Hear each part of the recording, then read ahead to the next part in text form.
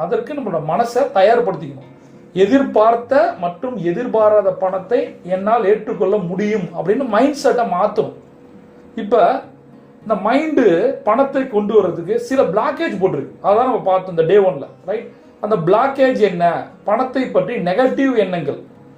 பணத்தை பற்றி நெகட்டிவ் எண்ணங்கள் ஏன் வருது, அதை எப்படி மாற்றணும் அப்படின்றத நாளைக்கு நான் சொல்லித்தரேன். இன்னைக்கு பணத்தை ஈர்ப்பதற்கான அனைத்து எதிர்ப்பையும் நான் வெளியிடுகிறேன். பணத்தை ஈர்க்க போறேன், சரியா? இப்ப என்ன பிரச்சனை? என்கிட்ட நிறைய சேலஞ்சஸ் இருக்கு, எனக்கு அப்டக்கிள்ஸ் இருக்கு, மைண்ட் அதை ஏத்துக்க மாட்டேங்குது. அதை நான் வெளியில தள்ளுறேன், துரத்தி விடுறேன். எதிர்ப்பே இருக்கக்கூடாது. எதிர்ப்புன்ற வார்த்தையை நான் அதை காஷியஸா போட்டிருக்கேன். எதிர்ப்பு என்பது நெகட்டிவ் கிடையாது. லாஸ்ட்ல சொன்ன எதிர்பாராத பணத்தை, அது போல எதிர்ப்பை நான் வெளியிடுகிறேன்.